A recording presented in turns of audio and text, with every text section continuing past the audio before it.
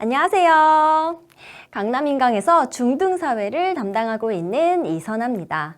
자, 10월 25일은 맞아요. 독도의 날이죠. 이 독도의 날을 기념해서 선생님이 특강을 준비했습니다. 바로 이 중학교 시험에 꼭 나오는 독도가 우리 땅인 이유인데요. 이 독도는요, 우리 중학교 과정에서 사회 이해도 나오고 또 역사에도 나오고 있습니다. 그래서 이번 특강을 통해서 독도는 어떤 곳이고 또 독도는 어떤 가치를 가지고 있길래 일본이 자꾸 자신의 영토라고 주장을 하는지 그 가치를 알아볼 거고요. 또 우리 교과서에도 나온다라고 했잖아요. 그럼 당연히 시험에도 이 독도와 관련된 문제가 나오겠죠. 그래서 시험에서는 또 어떤 내용들이 꼭 출제가 되고 있는지 선생님과 함께 크게 3개의 강의로 공부를 해보도록 하겠습니다. 자, 그러면 첫 번째 강의, 이제 독도가 왜 독도이냐? 크게 내용을 2개로 선생님이 준비를 해봤습니다. 첫 번째는요, 독도가 어떤 곳인지 일단 알아야겠죠. 이 독도의 위치도 살펴볼 거고요. 독도의 자연환경. 예를 들면 뭐 기후는 어떻고 지형은 어떤지 이런 자연환경도 살펴볼 거고요. 자연환경 살펴봤으면 당연히 인문환경도 우리가 살펴봐야겠죠. 그리고 독도의 날을 기념해서 선생님이 특강을 준비했다라고 했잖아요. 독도의 날은 어떤 날인지 우리가 알아봐야겠죠. 자, 그러면 독도. 자, 여러분 혹시 이 독도를 실시간으로 그 독도의 모습을 볼 수 있다는 걸 알고 계시나요? 잘 모를 것 같아요.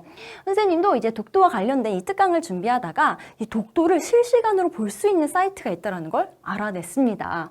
자, 지금 선생님이 준비한 사진은요, 실시간은 아니죠. 선생님이 이 PPT 자료를 준비하는 과정 중에서 그때 실시간에 독도의 모습을 찍어봤습니다. 그래서 보시면요, 동도에서 바라본 서도의 모습, 또 요거 딱 클릭하잖아요. 그럼 서도에서 바라본 동도의 모습까지도 우리가 실시간으로 알 수가 있거든요.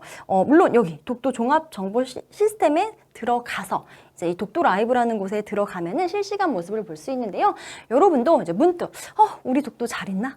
궁금하면 여기 또 접속을 하셔서 이 독도의 어떤 실제 지금의 모습도 볼 수 있습니다. 선생님이 한 며칠간 이 라이브를 계속 켜서 봤는데요. 흐린 날은 정말 이렇게 안개가 자욱한 모습도 껴 있더라고요. 네.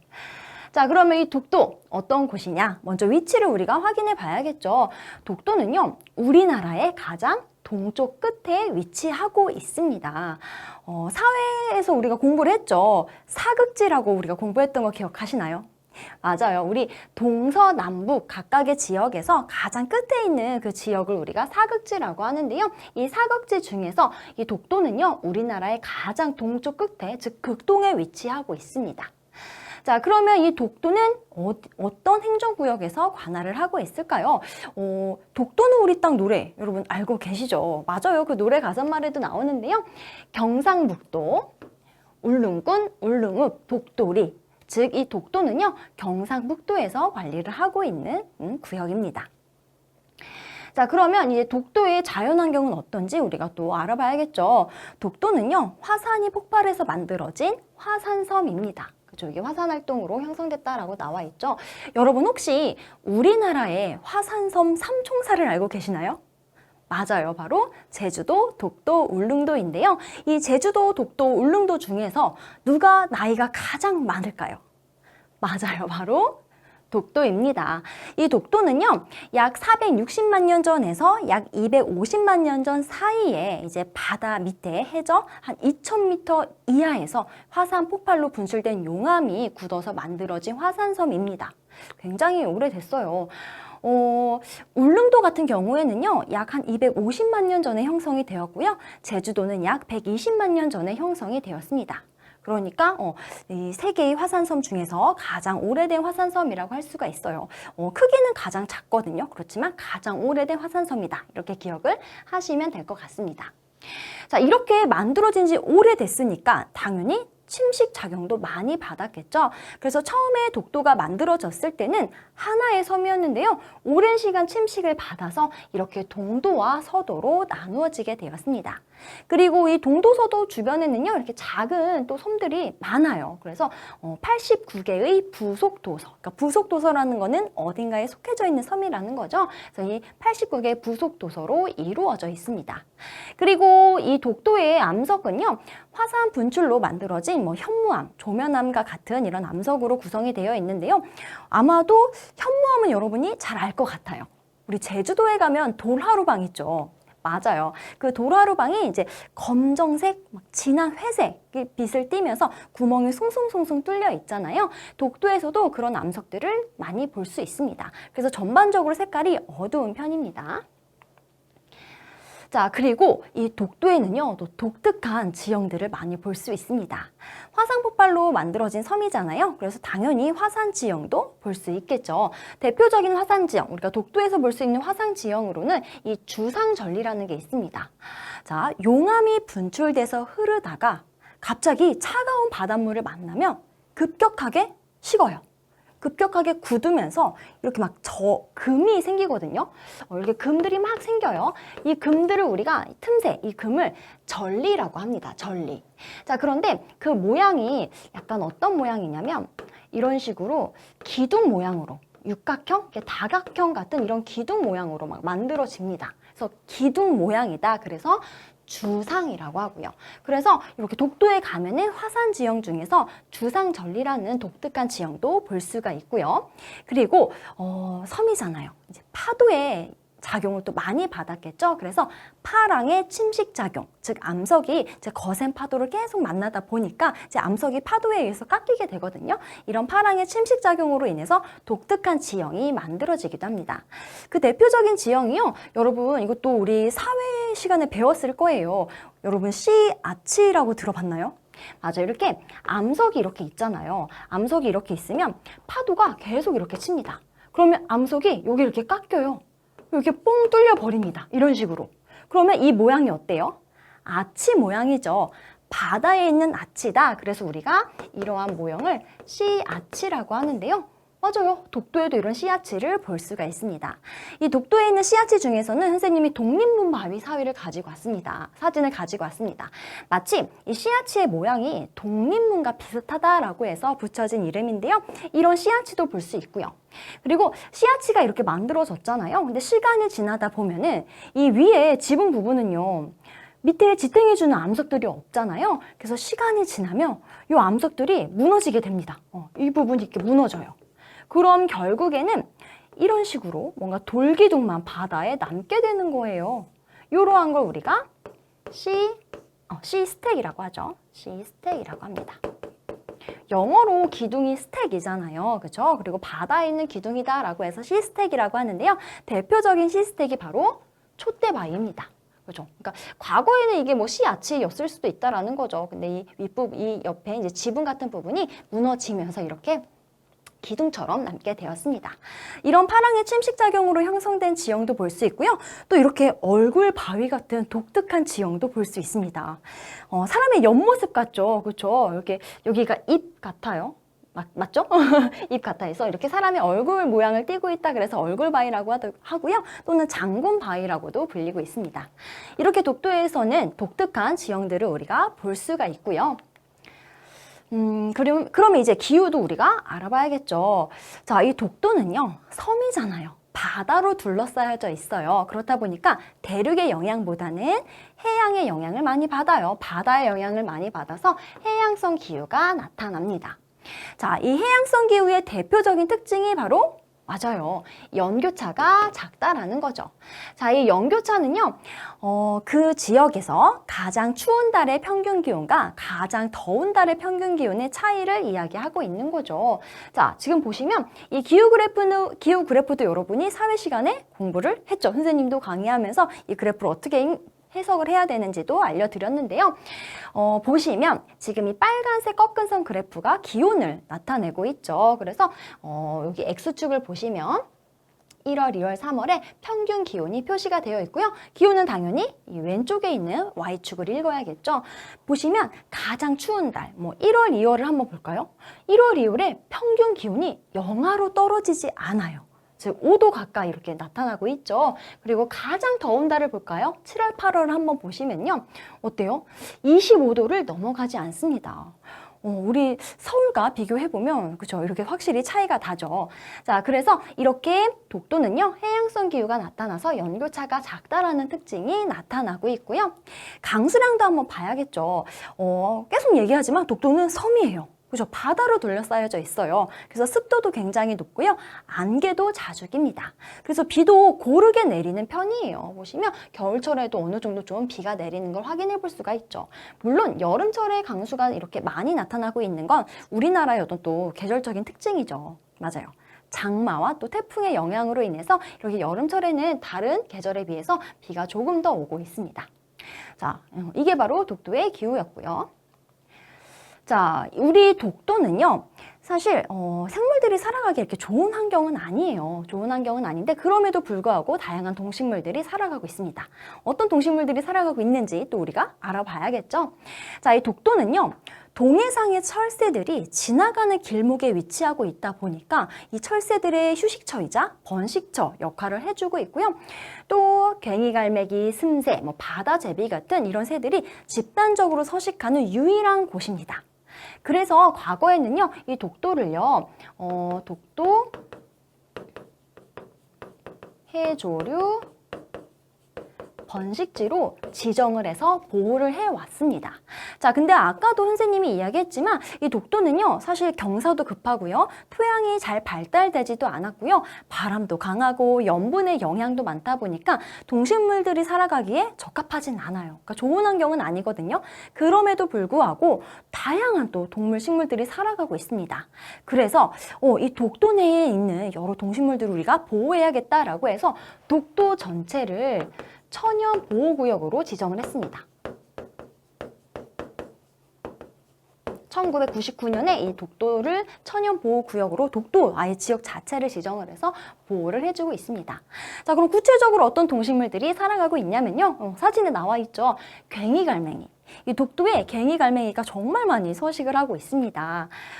마치 울음소리가 고양이와 같다라고 해서 괭이갈매기라는 이름이 지어졌는데요. 이 괭이갈매기는요, 4월에서 6월이 산란기예요. 그래서 이 시기에 독도를 방문하면 이 괭이갈매기로 독도가 정말 멋있는 이런 독도의 장관, 멋진 모습을 볼 수 있다라고 하고요. 또 이런 슴새. 이 슴새는 또 이렇게 머리는 약간 검은빛을 띠는 갈색이고, 또 이렇게 옆에는 또 이렇게 이마, 그리고 여기 옆머리는 또 이렇게 흰색의 검은 줄무늬가 있다라고 해요. 그래서 보면은 또 굉장히 귀엽대요. 그래서 이런 슴새도 볼 수 있습니다. 자, 그리고 이렇게 척박한 환경 속에서도 또 자라나는 식물들이 있어요. 한 50에서 60여 종의 식물들이 자라고 있는데요. 굉장히 척박한 환경에서 잘 자라는 식물들, 대표적으로 해국이 있습니다. 자, 이 해국은요, 이렇게 바위 절벽 같은 곳에 이런 정상부에 그 가느다란 틈새에서 자라나고 있는 국화과 식물이에요. 그러니까 정말 열악한 환경에서 잘 자라고 있죠. 그래서 7월에서 11월 사이에 이 독도에서 많이 피어나고 있다고 합니다. 그래서 이런 땅 채송화라든지 술패랭이, 섬기린초 이런 식물들을 볼 수가 있습니다. 자, 그리고 또 수산 자원도 굉장히 풍부하죠. 맞아요. 이 독도는요, 한류와 난류가 만나는 조경수역이 형성이 되어 있습니다. 이 조경수역은요, 물고기들의 먹이가 되는 플랑크톤이 굉장히 풍부해요. 그렇다 보니까 물고기들이 많아요. 그래서 우리가 황금어장이라고 부르기도 하죠. 어떤 수산 자원들이 있냐? 독도는 우리 땅 노래의 가사에도 나와요. 오징어, 꼴뚜기, 대구, 홍합, 따개비. 맞아, 이 따개비는 좀 생소하죠. 이 따개비 같은 경우에는요, 전복만큼 효능이 뛰어나다라고 하고요. 이 따개비로 만든 칼국수는 울릉도에 가면 꼭 먹어야 하는 음식으로 손꼽히고 있습니다. 선생님도 한번 먹어보고 싶네요. 자, 선생님이 이번에는 조금 가슴 아픈 이야기를 하려고 합니다. 여러분 혹시 강치라는 이 동물을 아시나요? 우리가 흔히 강치 이야기하면은 이런 문구가 많이 따라다녀요. 아, 보고 싶다 강치야. 이런 문구가 많이 나오거든요. 왜 사람들이 강치를 보고 싶어 할까요? 볼 수 없으니까 우리가 보고 싶어 하겠죠. 맞아요. 이 강치는요, 지금 멸종이 됐습니다. 독도에 굉장히 많은 이렇게 강치가 서식을 하고 있었는데 멸종이 되었어요. 왜 멸종이 되었냐면 일제강점기로 거슬러 올라가야 합니다. 이 강치가요, 가죽이 굉장히 부드럽다라고 해요. 이제 바다사자의 한 종류인데, 그래서 우리가 일제 식민 지배를 받았을 때, 일제 강점기 때 이 일본 사람들이 이 강치의 부드러운 가죽을 얻기 위해서 무자비하게 포획을 해버렸습니다. 그래서 강치의 가죽을 얻어서 가방도 만들고 또 강치의 새끼들은 뭐 서커스단에 팔기도 했고요. 그래서 한 1904년부터 한 8년 정도 이 강치를 무자비하게 포획을 해서 지금은 이 강치가 멸종이 됐습니다. 그래서 박물관에서만 볼 수 있는 상황이고요. 독도와 함께 우리가 복원해야 할 정말 소중한 자연유산이라고 할 수가 있겠죠. 그래서 독도 하면은 이런 강치도 많이 나오고 있고요. 자, 그러면 이번에는 인문환경을 또 우리가 알아보겠습니다. 그러면 이 독도는 언제부터 우리의 땅이었을까요? 언제부터냐? 이거 독도는 우리 땅 노래에도 나와요. 그죠? 신라 장군 이사부 이렇게 나오잖아요. 맞아요. 이 신라 지증왕 때. 이제 신라 지증왕 때인데요. 그때 이제 신라에 있던 장군 이사부라는 장군이 당시에 이제 우리가 울릉도를 우상국이라고 불렀는데요. 이 우상국에는 독도가 또 포함이 되어 있습니다. 그래서 이 신라 장군 이사부가 맞아요. 우상국을 정복을 했어요. 그래서 이 우상국을 신라의 영토로 편입을 시킨 거죠. 그러면 이 우상국에 소속되어 있던 독도 역시 신라의 영토로 편입이 되었겠죠. 그래서 이 신라 시대부터 독도는 우리의 영토다라고 할 수가 있습니다. 자, 그래서 선생님이 또 자료를 하나 가지고 왔는데요. 이제 이사부가 딱 말하는 겁니다. 자, 신라 지증왕 시기에 이 우상국은 지금의 울릉도와 독도를 중심으로 있던 하나의 어떤 국가 같은 당이었는데요. 여기를 우리가 복속시켰다. 내가 정복했다. 그래서 이때부터 신라는 우리의 독도는 우리의 영토였다라는 거죠. 그래서 이러한 내용이 우리 다음 강에서도 공부할 테지만 삼국사기에도 기록이 되어 있습니다. 자, 그리고 독도는요. 맑은 날은 울릉도에서 육안으로 독도를 관찰할 수가 있습니다. 자, 육안은 뭐냐면 이게 육체, 우리 몸에 있는 눈으로 본다라는 얘기예요. 즉, 안경이라든지 만안경을 이용하지 않고 정말 우리의 맨 눈으로 독도를 볼 수 있다라는 거죠. 그래서 이렇게 맞아요. 맑은 날에는 울릉도에서 이렇게 독도가 보인다라고 합니다. 이 일본과 우리나라를 통틀어서 육안으로 독도를 볼 수 있는 곳은 바로 이 울릉도 한 곳이라고 해요. 보시면 울릉도와 독도의 거리는요 87.4km입니다. 사실 지구가 둥글잖아요. 그렇기 때문에 거리가 멀면 보이지 않아요. 그런데 지구가 둥금에도 불구하고 울릉도에서 독도가 보인다는 건 그 거리가 정말 가깝다라는 걸 의미하고요. 그렇기 때문에 과거부터 우리나라 사람들은요. 독도가 바로 보이잖아요. 그러니까 독도까지 가서 어업활동하고 조업활동도 하고 우리의 생활 범위였다라는 거죠. 반면에 일본에서 독도와 가장 가까운 섬은 이 오키섬이거든요. 근데 그 거리가 차이가 많이 나죠. 157.5km입니다. 그래서 이 오키섬에는요, 독도가 보이지 않아요. 그러니까 이 독도가 보여야 우리 땅으로 인식도 하고 가서 어업활동도 할 텐데 보이지 않았으니까 당연히 과거에 일본 사람들이 자신의 영토라고 인식할 근거도 없는 거죠. 그렇죠? 그렇지도 못했겠죠. 자, 그래서 이렇게 거리가 가깝기 때문에 울릉도에서는 육안으로 관찰이 가능했다라는 거 같이 기억을 하셔야 하고요. 자, 그리고 독도에는 당연히 우리 주민들이 살아가고 있죠. 우리나라 주민들 살아가고 있고요. 또 독도를 지키는 독도 경비대원들도 상주하고 있고요. 등대 관리인들도 살아가고 있습니다. 자, 이렇게 사람이 살아가고 있는데 당연히 사람들이 이용하는 시설도 있겠죠. 서도에는 주민들의 숙박시설도 있고요. 또 경비활동 시설도 당연히 있겠고요. 또 울릉도와 독도 사이를 운행하는 여객선도 있습니다. 자, 그러면 선생님이 독도의 날을 맞이해서 이 특강을 준비했다라고 했는데 독도의 날이 어떤 날인지 알아야겠죠? 자, 독도의 날이 10월 25일이라고 했잖아요. 1900년 10월 25일에 우리 고종 황제가 대한제국 칙령 제41호에서 이 독도를 울릉도의 부속섬으로 명시해서 기록을 했거든요. 이걸 기념하기 위해서 만든 날이 바로 독도의 날입니다. 2000년 10월 25일에 처음 이 날이 이제 정해졌고요. 독도 수호대라는 민간 단체가 지정한 날이에요. 그래서 국가 기념일은 아니죠.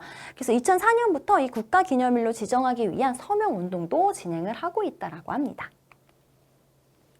자, 근데 이 독도의 날은 아까도 이야기했지만 이제 이 민간단체가 지정한 날이었잖아요. 그래서 이 독도 수호대라는 민간단체, 그리고 독도는 경상북도에서 관할하고 있다라고 했잖아요. 그래서 이 경상북도, 이 단체들에서 또 이 독도의 날을 기념하기 위한 다양한 행사들을 진행하고 있습니다.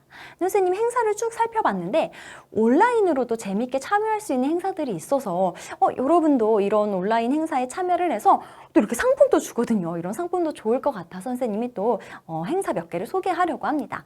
먼저 이 동북아 역사재단이라는 곳에서 온라인 또 행사를 하고 있는데요. 자, 여러분 방탈출 게임 해보셨나요? 맞아요. 그 방탈출 게임을 할 수 있습니다. 그래서 이 재배에 구축되어 있는 이 나는야 독도 히어로 그리고 독도 역사 지킴이에 들어갑니다. 여기 들어가서 방탈출 게임을 플레이하시고요. 인증샷을 이렇게 캡처를 해서 제출을 하면은 추첨을 통해서 이런 상품들을 줍니다. 너무 좋지 않나요? 2등에도 치킨 줍니다. 그래서 이런 방탈출 게임도 할 수 있고 이런 상품도 받을 수 있으니까 한번 참여를 해보시면 좋을 것 같고요. 또 이 동북아 역사재단에서 이 디지털 독도 체험관을 운영하고 있는데 여기에 참여하고 또 이벤트에 참여할 수 있습니다. 또 재배 구축되어 있는 디지털 독도 체험관을 체험하고요.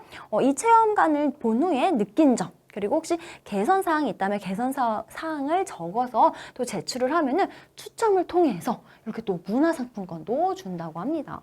너무 좋지 않나요? 네. 네. 그리고 또 이 독도를 방문한 사람에게는 이 독도 명예 주민증을 발급해 주거든요. 실제로 발급을 해주고 있어요. 그래서 여러분이 또 이 독도 명예 주민증을 실제로 디자인해 볼 수 있는 행사도 있습니다. 그래서 웹사이트에 이제 접속을 해가지고 내가 직접 이 독도 명예 주민증을 만들어 보는 거예요. 그래서 저장도 할 수 있고요. 저장한 다음에 내 SNS에 올려서 자랑해 볼 수도 있겠죠. 그래서 또 다른 사람이 만든 독도 명예 주민증을 볼 수도 있고요. 그래서 이런 또 행사도 있습니다. 오프라인 행사도 있어요. 그래서 혹시 이 동북아 역사재단과 좀 가까이에 살고 있는 친구들은 이 직접 방문해봐도 좋을 것 같습니다. 이 영등포구에 위치를 하고 있는데요. 독도, 울릉도, 식물 부채 만들기 행사도 있고요. 또 독도의 날을 기념을 해서 또 다양한 또 내용을 담은 학습지도 배포하고 있고요. 포토존도 운영하고 있다라고 합니다. 그리고 독도의 날 당일에는요. 또 이렇게 떡 나눔 행사도 있다고 해요. 그래서 가까운 친구들은 방문해서 이 독도의 어떤 의미도 다시 되새겨보고 또 독도와 관련된 여러 지식도 또 배워보고 의미 있는 시간을 보낼 수 있을 것 같습니다. 자, 그리고 경상북도에서도 또 여러 가지 행사를 진행하고 있습니다. 크게 4가지 행사가 있는데요. 첫 번째, 춤 잘 추는 우리 친구들이 있다면 이 독도는 우리 땅 댄스 챌린지에 또 참여를 해도 좋을 것 같아요. 그래서 여기 보시면 방법이 세세하게 적혀 있습니다. 그래서 이제 춤을 춰야겠죠. 그래서 이거를 또 녹화한 다음에 찍어서 또 올리면 또 상품도 주고 있고요. 또 손글씨 잘 쓰는 친구들은 이 자유 문구로, 물론 독도와 관련된 내용이어야겠죠. 독도와 관련된 자유 문구로 손글씨를 써서 제출하게 되면 역시 또 추첨을 통해 상품을 주기도 하고요. 또 출석 체크 이벤트도 있고요. 또 사이버 독도학교라는 온라인 프로그램을 또 수료하면 또 이벤트에 참여할 수 있다라고 하니까 관심 있는 친구들은 또 이 경상북도 교육청에 접속을 해서 또 이 내용을 알아보면 좋을 것 같습니다. 자, 그리고 마지막으로 여러분이 또 독도를 볼 수 있는 곳이 있습니다. 아까 선생님이 이 1강 시작할 때 이제 독도의 라이브 모습, 실시간 모습을 여러분들에게 보여줬잖아요. 그 독도 실시간 영상은 우리가 어디서 볼 수 있냐면 독도 종합 정보 시스템에 들어가서 독도 라이브를 클릭하면 이렇게 독도의 실시간 모습을 볼 수 있습니다. 정말 신기하더라고요. 선생님도 몇 번 들어가 봤는데. 그리고 또 독도 VR도 있습니다. 그래서 이 독도 VR은 국립해양조사원에 들어가서 맞춤 해양정보에서 개방해로 들어가면은 이렇게 독도 VR을 또 볼 수 있죠. 독도의 18개소와 해양공간을 360도 VR로 가상 체험해 볼 수가 있습니다. 정말 의미 있는 날이에요. 그렇죠? 10월 20일 독도의 날 정말 의미 있는 날이거든요. 이 독도의 날을 통해서 이 우리의 어떤 소중한 영토, 독도가 우리 영토라는 것도 세계에 알릴 수 있고요. 또 독도를 수호하려는 우리의 강한 의지도 또 세계 각국에 알릴 수 있죠. 그래서 여러분도 이 독도의 날 의미를 다시 한번 새겨보고 이 독도의 날 또 여러 행사에 참여해보면 좋을 것 같습니다. 자, 그럼 선생님은 다음 강에서 독도의 가치라는 주제로 만나도록 할게요. 안녕.